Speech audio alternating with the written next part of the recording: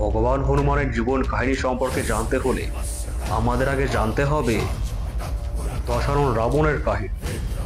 কারণ এই গল্পের মহানায়ক যেমন ভগবান হনুমান, তেমন এই কাহিনীর মহা খলনায়কও দশানন লঙ্কেশ রাবণ, যিনি এত শক্তিশালী ছিলেন যে তিনি তার বলের দ্বারা, বুদ্ধির দ্বারা, তার প্রতাপের দ্বারা স্বর্গ, মর্ত এবং পাতাল লোকেও নিজের আধিপত্য স্থাপন করেন। রাবণ অবশ্যই একজন অধর্মী ছিলেন, কিন্তু সাথেও তিনি একজন মহা তপস্যাও ছিলেন। এখন আমরা চলে যাব সেই সময় যখন রাবণ, কুম্ভকর্ণ এবং বিভীষণ একসাথে ব্রহ্মাজির তপস্যা করছিলেন। ওম শ্রী ব্রহ্মদেবায় নমঃ। ওম শ্রী ব্রহ্মদেবায় নমঃ। ওম শ্রী ব্রহ্মদেবায় নমঃ। ওম শ্রী ব্রহ্মদেবায় নমঃ। ওম শ্রী ব্রহ্মদেবায় নমঃ। ওম শ্রী ব্রহ্মদেবায় নমঃ। ওম শ্রী ব্রহ্মদেবায় নমঃ। ওম শ্রী ব্রহ্মদেবায় নমঃ। ওম শ্রী ব্রহ্মদেবায় নমঃ। ওম শ্রী ব্রহ্মদেবায় নমঃ। ওম শ্রী ব্রহ্মদেবায় নমঃ। ওম শ্রী ব্রহ্মদেবায় নমঃ। ওম শ্রী ব্রহ্মদেবায় নমঃ। ইন্দ্রদেব এসব দেখে চিন্তায় পড়ে গেলেন এবং তিনি মা সরস্বতীর কাছে গিয়ে বললেন, হে মাতা, আপনি আমাদের রক্ষা করুন, মহা অনর্থ হতে চলেছে।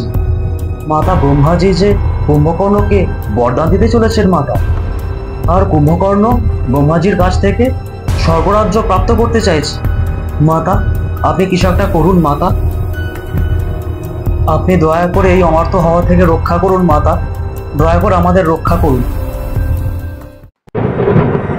দেবরাজ ইন্দ্র, আপনি চিন্তা করবেন না। আমি নিশ্চিত করছি যেন কুম্ভকর্ণ স্বামী ব্রহ্মদেবের কাছ থেকে ইন্দ্রাসন চাইতেই না পারে। তো যথারীতি এবার ব্রহ্মদেবের আবির্ভাব হলো। রাবণ, বিভীষণ এবং কুম্ভকর্ণের সামনে উপস্থিত হয়ে তিনি বললেন, নেত্র খোলো বৎসগণ, আমি ব্রহ্মদেব তোমাদের তপস্যায় তুষ্ট হয়েছি। আমি তোমাদের সম্মুখে এসেছি। বলো বৎসগণ, তোমরা কি চাও? কি বরদান চাও তোমরা?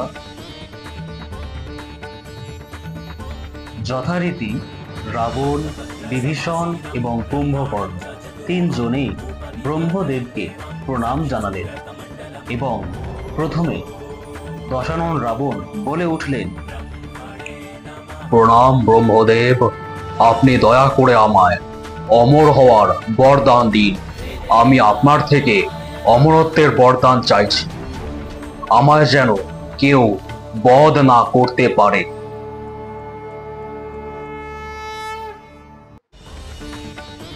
রাবণ, এ জগতে, এ সংসারে দেবতারা ছাড়া কেউ অমর নয়, তাই আমি তোমাকে অমরত্বের বরদান দিতে ব্যর্থ। তাই তুমি আমার কাছ থেকে এমন কোনো বরদান চাও যা তোমার কাজে লাগবে এবং যা আমি দিতে পারবো। তবে ঠিক আছে প্রভু, আপনি দয়া করে আমায় নর এবং বানর ছাড়া বাকি সকল রকম জীব, জন্তু, দেব, দানব, যা যে কোনো রকমের প্রাণী বা জীব আছে, সকলের হাত থেকে আমায় অভয় দান করুন এবং দয়া করে আমায় এই বরদান দিন যেন নর এবং বানর ছাড়া কেউ যেন আমাকে বধ বা পরাস্ত না করতে পারে। তথাস্তু বৎস। বিভীষণ, কুম্ভকর্ণ, তোমরা কি চাও? ব্রহ্মদেব, আমি আপনার থেকে নিদ্রাসনের বরদান চাই। তথাস্তু বৎস। তুমি 6 মাস নিদ্রাচ্ছন্ন থাকবে এবং একদিন জাগতে পারবে। পুনরায় তোমায় পরের দিন থেকেই আবার নিদ্রাচ্ছন্ন হতে হবে, নয়তো তোমার জীবনে সংকট আসতে পারে। আমি কি যে খেললাম! হে পরমপিতা, হে ব্রহ্মদেব, আমি নিদ্রাসন চাই না। আমি আমি ইন্দ্রাসন চেয়েছিলাম, কিন্তু কিন্তু কি করে আমার জিহ্বা দিয়ে ইন্দ্রাসনের জায়গায় নিদ্রাসন উচ্চারণ হয়ে গেল। হে পরমপিতা, পরমপিতা, আপনি দয়া করে আমায় ইন্দ্রাসন দান করুন। আমি আমি সারা জীবন নিদ্রাচ্ছন্ন হয়ে বাঁচতে পারবো না। এই জীবন তো অভিশপ্ত জীবন হয়ে উঠবে তাহলে আমার জন্যে।